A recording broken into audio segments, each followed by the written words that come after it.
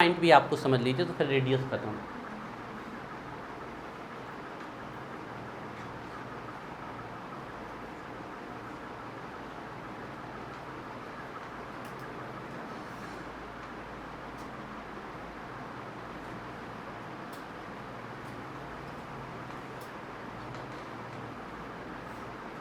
ठीक है,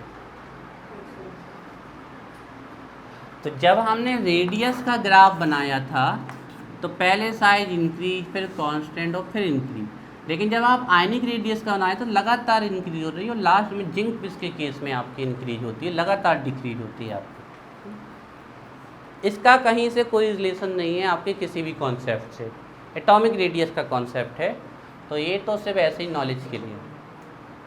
हाँ बेटा, कोई डाउट?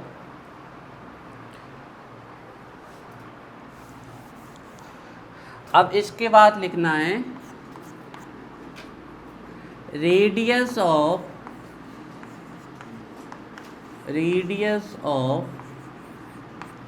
एम का मतलब है मेटल, ठीक है, m+2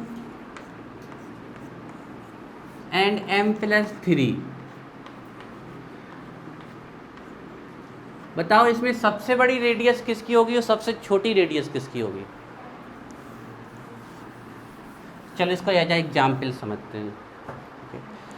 जैसे हम एग्जाम्पल लिख ले आयरन का। आयरन का एटॉमिक नंबर क्या है? 26। तो इसके पास 26 प्रोटॉन है और 26 इलेक्ट्रॉन है, ठीक है। चलो अब हम आयरन +2 का लिखते हैं। आयरन +2, तो प्रोटॉन कितने हैं इसके पास? 26, लेकिन इलेक्ट्रॉन कितने कम हो चुके हैं? 2 कम। तो अब इलेक्ट्रॉन कितने इसका? 24। अब हम आयरन +3 की बात करते हैं, तो प्रोटॉन कितने? 26 और इलेक्ट्रॉन कितने हो चुके हैं? तो आप देख रहे हो जैसे जैसे पॉजिटिव चार्ज बढ़ रहा है हमारा, इलेक्ट्रॉन के नंबर कम होते जाते हैं, तो ये प्रोटॉन डोमिनेट कर जाएगा इलेक्ट्रॉन पे। तो ये 26 इलेक्ट्रॉन, 23 इलेक्ट्रॉन, तो ये सबसे ज़्यादा इलेक्ट्रॉन को अपनी तरफ खींचेगा, तो इसकी साइज क्या होने वाली है? सबसे छोटी। फिर इसके केस में भी छोटी होगी, लेकिन इससे छोटी नहीं होगी। इसके केस में छोटी होगी सिर्फ किससे? आयरन से। तो यहाँ पर जो साइज होगी आपकी, ये आयरन की छोटी तो होगी, लेकिन फिर भी इससे तो बड़ी ही होगी। और फिर हम लास्ट में इसकी बात कर लें तो इसकी वही नॉर्मल जो साइज डिक्रीज होती है वही नॉर्मल वाली है। बाकी इसमें क्योंकि 20 से 20 प्रोटॉन है, तो हमें सिर्फ आपको ये बताना है कि जितना पॉजिटिव चार्ज बढ़ता जाएगा उतनी साइज क्या होती जाएगी? छोटी होती जाएगी। तो आपको ये ध्यान रखना है, जो साइज है आपकी, जो रेडियस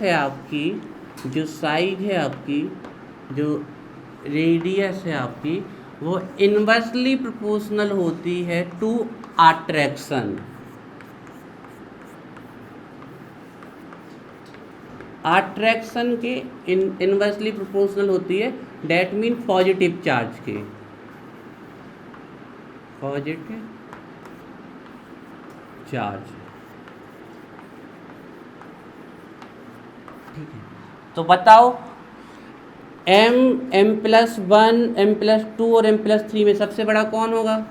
m, उससे छोटा और सबसे छोटा +3, है ना। ऐसे बच्चों एक आध नंबर का ऑब्जेक्टिव पूछ सकते हैं वो आपसे, है ना। जैसे हम एग्जाम्पल लिखते हैं, आयरन +2, आयरन +3, तो सबसे छोटा कौन होगा? आयरन +3 जी। एक लास्ट फैक्ट और बच्चों आपको जानना है,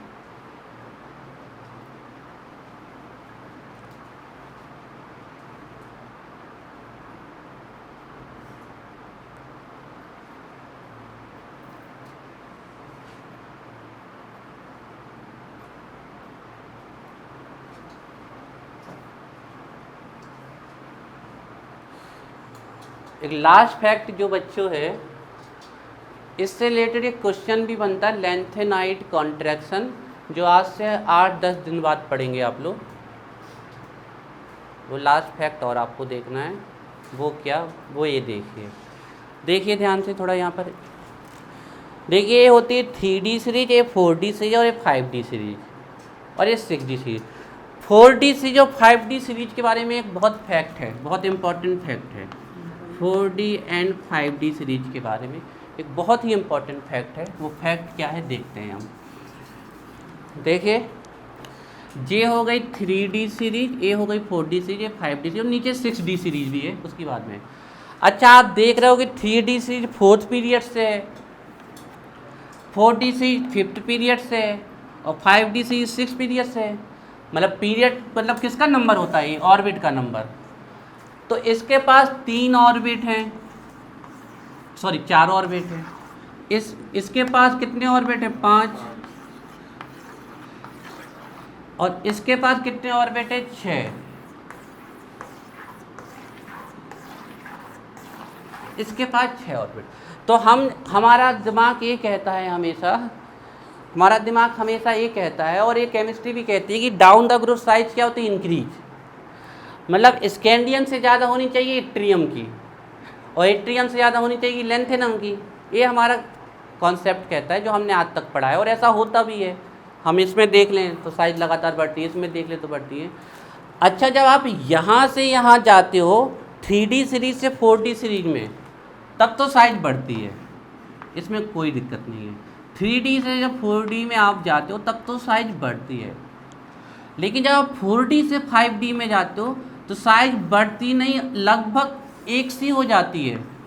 जबकि हम देख रहे हैं कि इसके पास 5 कमरे, इसके पास 6 कमरे हैं, तो 6 कमरे का घर ज़्यादा बड़ा होना चाहिए कंपेयर टू 5 कमरे से हमारे। तो आपकी ये वाली सीरीज 4D सीरीज और ये वाली सीरीज 5D सीरीज, इनकी साइज आपस में कांस्टेंट क्यों हो जाती है, इसका सबसे बड़ा रीज़न है यहाँ पर लेंथेनाइट्स रखे हुए हैं। कितने, 14। ये 14 लेंथेनाइट्स रखे हुए हैं। अब सर लेंथेनाइट्स से क्या यहाँ पर हो जाता है, 14 लेंथेनाइट्स। इन लेंथेनाइट्स का लास्ट इलेक्ट्रॉन किस में जाता है, F में। इसको 4F सीरीज बोलते हैं। F ऑर्बिटल है ना ये, तो इनका लास्ट इलेक्ट्रॉन F में जाता है। अब आप समझिए कि F ऑर्बिटल से दिक्कत क्या है। देखिए ये होता है S ऑर्बिटल, S मतलब अगर न्यूक्लियस है तो वो S ऑर्बिटल को क्रॉस करके नहीं निकल सकता। S पूरा घना होता है। फिर P और ऐसा होता है पूरा S प्रकार से अपने आप को कवर करे रहता है पूरा। लेकिन जो P ऑर्बिटल है वो थोड़ी बहुत अगल बगल से जगह दे देता है निकलने के लिए, थोड़ी थोड़ी सी जगह बची रहती है उसमें साइड से, यहाँ से। तो ये होता है हमारा P ऑर्बिटल। थोड़ा सा अगर ऑर्बिटल खुल गया तो ये P ऑर्बिटल होता है। अब आते हैं हमारे D ऑर्बिटल। बहुत ज़्यादा जब ऑर्बिटल खुल जाता है तो ये कहलाता है D ऑर्बिटल। तो D ऑर्बिटल की शील्डिंग बहुत कमज़ोर होती है। अगर न्यूक्लियस रखा है तो वो D ऑर्बिटल के यहाँ से नहीं तो यहाँ से चीर के यहाँ से निकल जाएगा। तो ये न्यूक्लियस का अट्रैक्शन यहाँ से निकल के किसको पकड़ लेगा, इलेक्ट्रॉन को। अब F ऑर्बिटल तो ये समझ लो दिखते ही नहीं है, पूरे खुले होते हैं, ऐसे गायब से हो गए। F ऑर्बिटल पूरी तरीके से गायब हो जाता है। आपने S की स्ट्रक्चर पढ़ी होगी, P की पढ़ी होगी, D की पढ़ी होगी, लेकिन F की नहीं पढ़ी होगी आप लोगों ने स्ट्रक्चर। S की आप लोग बोलते हो स्फेरिकल, P की आप लोग बोलते हैं डम्बेल और D की आप लोग बोलते हो डबल डम्बेल, क्योंकि इनकी इलेक्ट्रॉन डेंसिटी को खोजा गया है। इसकी ऐसी पाई जाती है तो इसकी स्ट्रक्चर ऐसी, इसकी इलेक्ट्रॉन डेंसिटी ऐसी पाई जाती है ऐसी, और S की पाई जाती है ऐसी। लेकिन F की इलेक्ट्रॉन डेंसिटी कैसी है, एक वहाँ पड़ी है तो एक यहाँ पड़ी है, 2-4 कमरे के बाहर, 8-10 वहाँ, कहीं कोई स्ट्रक्चर ही नहीं आ रही। तो F ऑर्बिटल जब पूरा खुल जाता है, इस केस में इनके पास F ऑर्बिटल, मतलब आपको अगर इन एलिमेंट तक पहुंचना है तो पहले 14 किसको क्रॉस करना पड़ेगा, F को। तो F ऑर्बिटल पूरी तरीके से खुल जाता है। तो F ऑर्बिटल के खुलने से क्या होगा, न्यूक्लियस का अट्रैक्शन कहाँ चला जाएगा, आउटर मोस्ट इलेक्ट्रॉन पे, सबसे बाहर वाले इलेक्ट्रॉन पे। जबकि यहाँ F नहीं है, यहाँ सिर्फ D है। तो जब न्यूक्लियस का अट्रैक्शन सबसे बाहर के इलेक्ट्रॉन में चला जाएगा तो वो इलेक्ट्रॉन को अपनी तरफ अट्रैक्ट कर लेगा, तो साइज क्या हो जाएगी, डिक्रीज। तो वो इतनी डिक्रीज हो जाती है कि इन दोनों की साइज क्या हो जाती है, लगभग बराबर हो जाती है। तो 4D और 5D की साइज कैसे होती है, लगभग एक सी होती है। और इसका रीजन क्या है, 14 लेंथेनाइट्स का आना। लेंथेनाइट्स मतलब कौन से, 4F वाले एलिमेंट, इसी को बोलते हैं लेंथेनाइट कॉन्ट्रैक्शन। लेंथेनाइट एलिमेंट्स के आने के बाद साइज का छोटा हो जाना, यही हमारा क्या कहलाता है, लेंथेनाइट कॉन्ट्रैक्शन। इस लेक्चर को बहुत डिटेल से पढ़ाएंगे हम आपको, ये आता है सीधे आपके 5 नंबर में। जब एफ ब्लॉक में आएंगे एक अच्छा सा नोट्स बनेगा इसका, लेकिन अभी हमें हिंट के लिए कितना लिखना है वो हम लिख लेते हैं, ठीक है। तो आपको क्या लिखना है,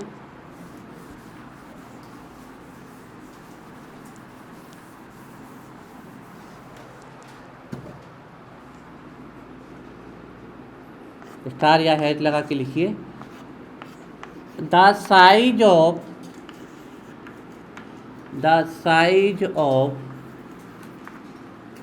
4D सीरीज 4D सीरीज कौन सी ट्रांजिशन सीरीज है हमारी? सेकेंड ट्रांजिशन सीरीज है। Second transition series the size of 4D series, second transition series and 5D series 5D series कौन सी ट्रांजिशन सीरीज है? Third transition series becomes almost equal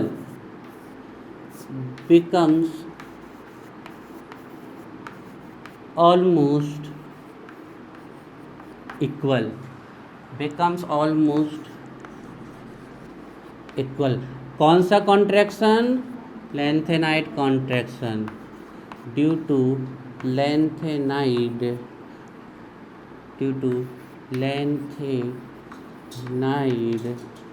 contraction. ये बच्चों पूरा आपका रेडियस का पूरा सा आपका हो गया। अब आप लोगों के लिए एक थोड़ी सी खुशखबरी ये है कि रेडियस कभी भी एग्जाम में पूछी नहीं जाती है। रेडियस का क्वेश्चन कभी भी एग्जाम में नहीं आता है, लेकिन रेडियस आपको घर में जाकर सबसे मेहनत से पढ़नी है।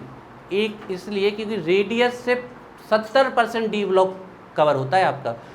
आगे की जितनी भी प्रॉपर्टीज हैं सब रेडियस से कनेक्टेड हैं, तो आपको इसको बहुत अच्छे से पढ़ के आना है। आपको कोई डाउट हो तो बताओ फर्स्ट, कोई भी डाउट हो तो। रेडियस पहले decrease, attraction increase, becomes constant, attraction repulsion becomes equal, then increase repulsion dominates।